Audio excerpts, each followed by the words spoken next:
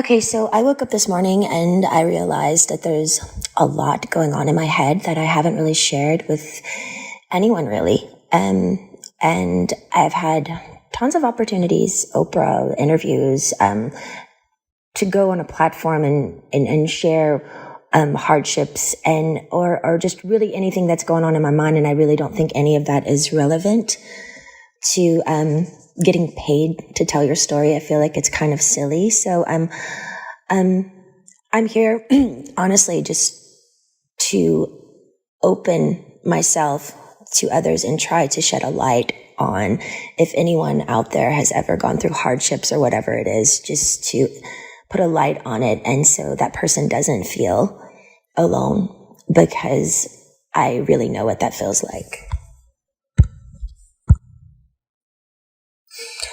I haven't honestly shared this openly too as well, because I've always been scared of the judgment and definitely the embarrassment of the whole thing, period, and the skepticism and the cynical people of what and their opinions of what people would actually think. I do think I'm in a place now where I'm a little bit more confident that I can be willing to share openly my thoughts and what I've been through, because I haven't really had that outlet to share completely openly for so long, just scared of judgments, thoughts of other people and what they think or what they may say. And I think it's crucial for my heart and my head to be able to speak openly about it as if anyone else would. Well, the actual conservatorship actually started, I think, 15 to 16 years ago. I was 25 when it started. I was extremely young. I remember a lot of my friends texting me and calling me, and we were extremely close, and they wanted to see me, but by what had happened, I honestly still to this day don't know what really I did, but the punishment of my father, I wasn't able to, see anyone or like anything. And you have to imagine none of it made sense to me. I literally spoke in a British accent to a doctor to prescribe my medication, and 3 days later, there was a swap team in my home, 3 helicopters, and I remember my mom's best friend and my 2 girlfriends. We had a sleepover the night before. They held me down on a gurner, and again, none of it made sense. Literally, the extent of my madness was playing chess with, when it was playing chase with paparazzi, which is still to this day one of the most fun things I ever did about being famous. So I don't know what was so harmful about that. But I remember my mom was sitting on the couch and she said, "We've heard people are coming here today to talk to you. We should probably go, to a hotel or something." And I never really understood what she meant. I didn't believe her. Like, is a lawyer coming here? Who is coming here? Then 4 hours later, there were over 200 paparazzi outside my house videotaping me through a window of an ambulance holding me down on a gurner. I know now it was all premeditated. A woman introduced the idea to my dad, and my mom actually helped him follow through and made it all happen. It was all basically set up. There was no drugs in my system, no alcohol, nothing. It was pure abuse. And I haven't even really shared even half of it. I think the main thing I do remember when it started was my dad's control. He loved to control everything I did. I remember the first day he said, "I'm Britney Spears and I'm calling the shots." And I'm like, alrighty then. My brother was a football player. My dad was really, really hard on him when he was younger, really abusive. And I think when my mom gave him the idea for the conservatorship and his friend, I think he just really regrouped it and made such a really, really overhauling big deal out of it. And it was just really too much. I remember him always being in the office, and my girlfriend was his assistant, and they would just stay in there all day with the door shut, and I was never ever able to leave or go anywhere. My first job after the 2 weeks of being hospitalized and completely traumatized out of my mind, I did a TV show called How I Met Your Mother, and then I started working on an album called Circus. and started working away right away. All I do remember is I had to do what I was told.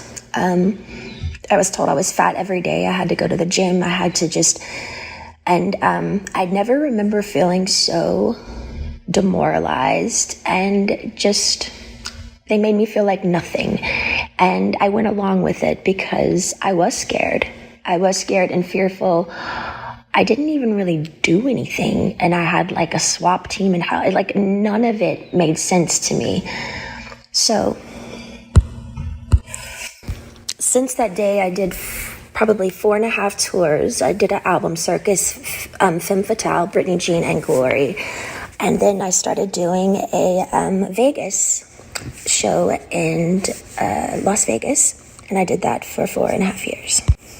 I do remember working, and I got to a point where, you know, because my pride in my 30s, I have to live under my father's rules. And, you know, the dancers are playing and drinking and having fun at nights in Vegas, and I couldn't do anything. And I remember just being like, my performances, I know, were horrible. Like, I even wore wigs, and all the dancers were doing all these nice, sexy head flip turns, and I had conditioner treatment in my hair and like these little caps over my head, and just during a whole show getting conditioner treatments just with wigs on because I was just like a robot. Honestly, I didn't give a fuck anymore because I couldn't go where I wanted to go. I couldn't have the nannies that I wanted to have. I couldn't have cash.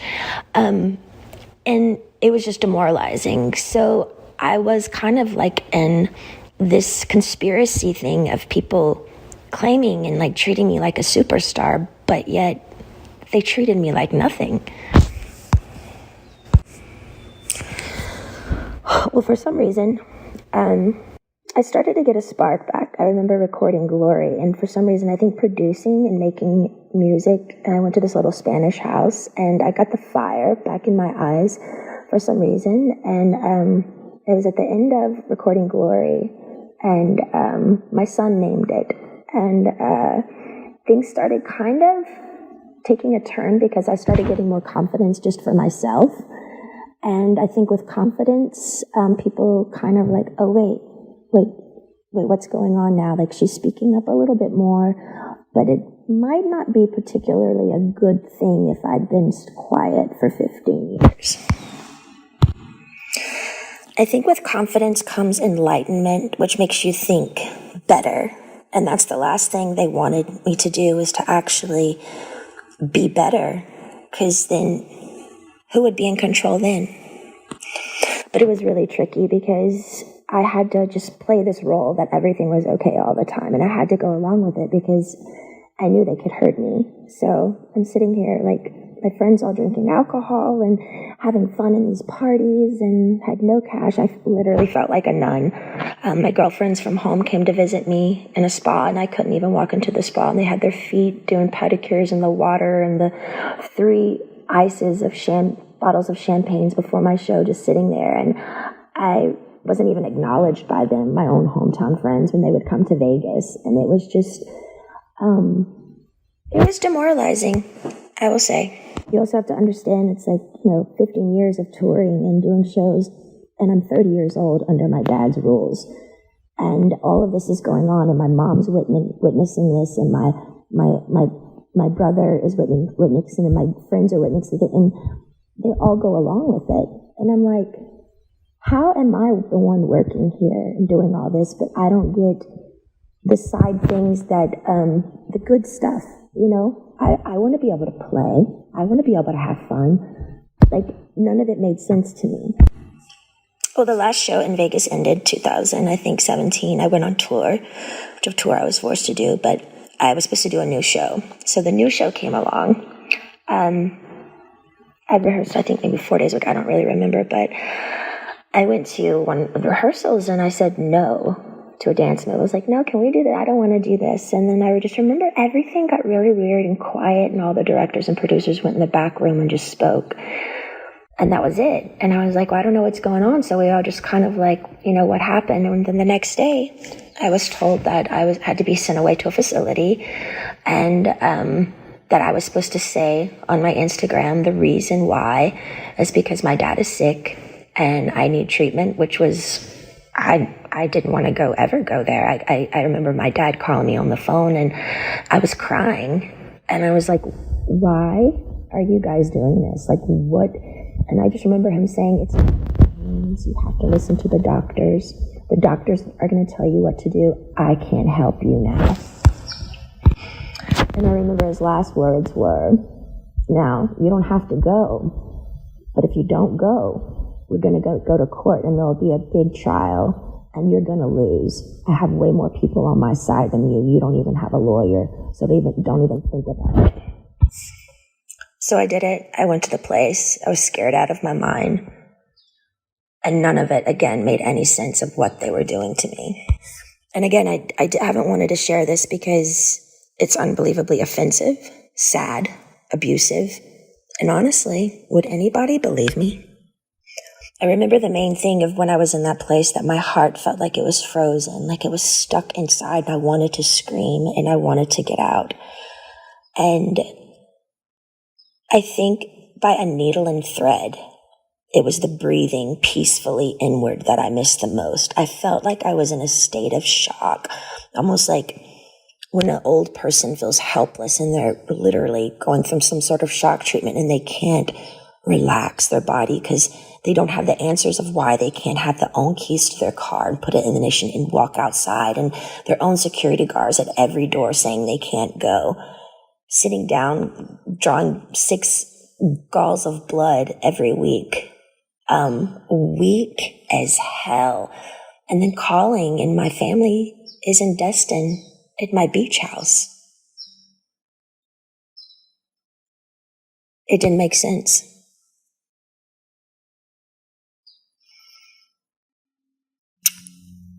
The main thing I to this day, I kind of stopped believing in God at that time because I didn't know how they could have 40 people leave my house a day and me work from 8 to 6 at night. Be seen changed every time I changed in the shower.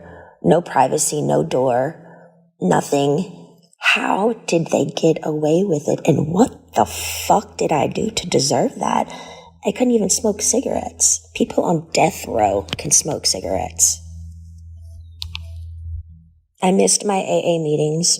Although I was kind of forced to go to AA, and I'm not even alcoholic, I actually enjoyed it because I thought the people were brilliant. They shared their stories just to share their story, and in a circle of women and men who just are trying to be better people and trying to touch other people. I missed my AA meetings. I couldn't go in. I couldn't have the keys to my car, no cash, no cigarettes, no door for privacy. It changed me, watched me change naked every day. I did work 7 days a week. No weekends were off. They monitored what I ate. From 8 to 6, I work. Sometimes at 9 o'clock, I'd be able to watch a movie. Finally, the owner of the whole facility that I was always texting to try to be able to go somewhere, just get out of the house, that place somehow, he had to let me go because the Free Britney campaign came out. With all the pink t-shirts. I saw it on a lot of the morning shows, and people by word of mouth, and I think just by my fans knowing by heart that something was up. I remember one of the guys were on an interview on the street, and he said, you know what, I could be totally wrong, and if I'm wrong, I'll be really, really embarrassed, and I'll just go have a drink somewhere. He said, but I do feel like they're doing something to her right now, and I'm not surely what it is, but that's what my heart says. But the whole thing that made it really confusing for me is these people are on the street fighting for me, but my sister and my mother aren't doing anything. To me, it was like they secretly, honestly liked me being the bad one, like I was messed up, and they kind of just liked it that way. Otherwise, why weren't they outside my doorstep saying, baby girl, get in the car, let's go? I think that's the main thing that hurt me. I couldn't process how my family went along with it for so long. And I mean, almost half a year, you know? And their only response was, we didn't know. I'm like, I'm on the phone telling you right now, I'm here, please. Eventually, by the grace of God and praying on my knees, I left the place. But I was still scared. I was really, really scared. And from then on, I had support. I needed a lot of support. And I found two really, really great people that would come to my house weekly and just help me with my mind, because I didn't understand all the therapy that I had to do there. But why have therapy when it's forced and in like a militant, almost prison-like way that like is where you're not even all there? None of it made sense. Well, I think my strength grew because I didn't reach out to my dad anymore. They were playing the game of ball and twist of, she's going to come running back to us because, we've scared her and we're the bosses here. But I didn't. I just stalled and I stalled and I stalled and I stalled. And finally, I think they just knew I wasn't going back.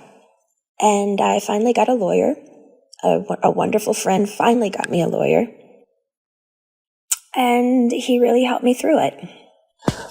To me, the thing was, I think the trauma of all of it and just the whole thing together and going down to how much effort and work and heart I put in to what I did when I did work, even down to the details of how many rhinestones are going to be in my costume.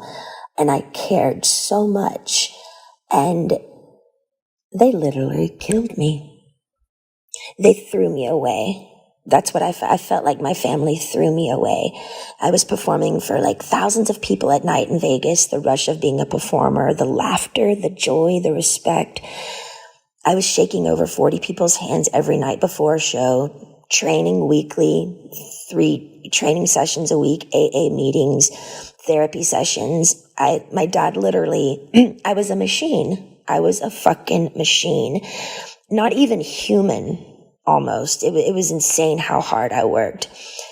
And the one time I speak up and say no in rehearsals to a fucking dance move, they got pissed.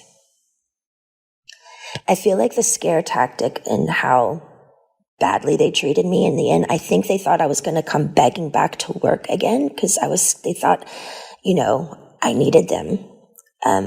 Because they put me in an ignorant, scared state of mind to make me feel like I needed them. And if you don't do what we say, we're going to show you who's boss. I didn't play their game anymore. I got on my knees every day and I prayed. I held on like a needle and thread to some sort of existence because they had made me feel like nothing for so long. I knew in the deepest, deepest part of my core, I knew I'd done nothing wrong and I didn't deserve the way I'd been treated. I do think the hardest thing for me was I wanted to use my feet and leave and run or go somewhere. I had to be placed in a chair from like 8 to 6 every day. I couldn't take it. I talked to rabbis. I've talked to grown men about it, and they're like, we don't see how you did it. Honestly, I don't either. And through that, I remember saying, I don't believe in God anymore. I honestly deserve an award for acting like I was okay every day. I thought they were trying to fucking kill me. I remember one time I was backstage and I needed my inhaler. And I opened up to my assistant because I had my phone with me, which I'm not supposed to have my phone underneath the stage. But I said to her, you know what I'm doing. I was talking to a guy and he wanted to just leave the country with me. We had it all set up to just leave. And it was a secret relationship. And I said, my biggest fear was, what would my dad do if I did do something wrong? What if I left the country? What if they found me? And what would they do? And I said, I feel like they would lock me up or something or really hurt me. And she looked at me and she said, are you kidding me, Britney? Your dad would never do that to you. And I didn't even do anything wrong, and he still did it.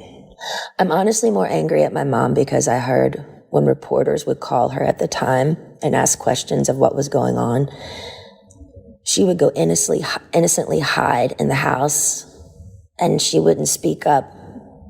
It was always like I don't know what to say. I just don't want to say the wrong thing. We're praying for her.